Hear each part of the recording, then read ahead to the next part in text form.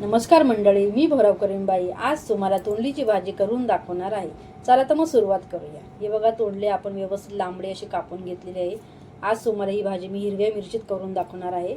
म्हणून मी 7-8 हिरव्या मिरच्या घेतल्यात, त्या बारीक चिरल्यात आणि 1-2 मोठे कांदे बारीक चिरून आपण घेऊया। आता हे व्यवस्थित बारीक चिरून झालेला आहे आपला कांदा सुद्धा।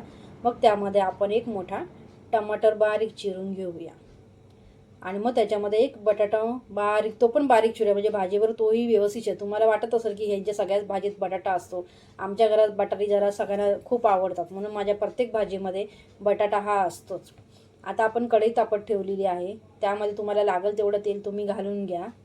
मग तेल आपलं व्यवस्थित तापलं की मग त्यामध्ये आपण 7-8 कढीपत्त्याची पानं आणि 1 चमचा राई आणि 1 चमचा जिरं हे आपण त्याच्यामध्ये टाकून घेऊया।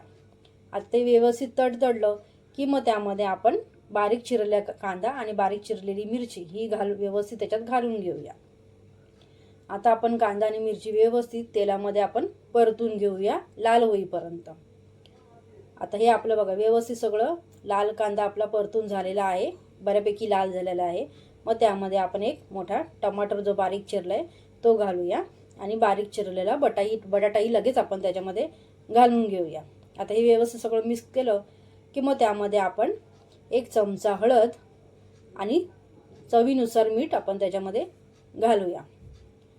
आता हेही सगळं आपण व्यवस्थित सगळं परतून घेऊया। आता हे व्यवस्थित आपलं परतून झालं की त्यामध्ये आपण जी बारीक तोंडली आपण कापले लांबडी ती आपण घालू। तुम्हाला गोल कापायची असेल तर गोलही तुम्ही तोंडली कापू शकता, मी लांबडी कापलेली आहे। तर ही व्यवस्थित आता सगळी आपण त्याच्यामध्ये कढईत घालून घेतलेली आहे भाजी। आता ही व्यवस्थित आपण सगळी भाजी मिक्स करून घेऊया। ही आता आपली व्यवस्थित सगळी भाजी मिक्स झालेली आहे। आता आपण त्यावर आपण 15 मिनिटात ह्याला भाजीला आपण वाफ देऊया। ही बघा व्यवस्थित परतून झाली आपली भाजी। आता आपण त्याला झाकण ठेवूया आणि 15 मिनिटाची त्याला वाफ देऊया। आता बघा आपली भाजी तयार आहे। भाजी आता आपली बघा कशी व्यवस्थित शिजलेली आहे, कोमजलेली पण आहे, व्यवस्थित शिजून झालेले, बटाटाही शिजलेला आहे, भाजी व्यवस्थित शिजलेली आहे। आता आपण त्यामध्ये बारीक चिरलेली कोथिंबीर घालून घेऊया आणि भाजी सगळी परतून घेऊया। अशा प्रकारे तोंडलीची भाजी तयार आहे मंडळी। तुम्हाला माझी रेसिपी आवडली असेल मंडळी तर मला लाईक करा आणि फॉलो करा। धन्यवाद मंडळी।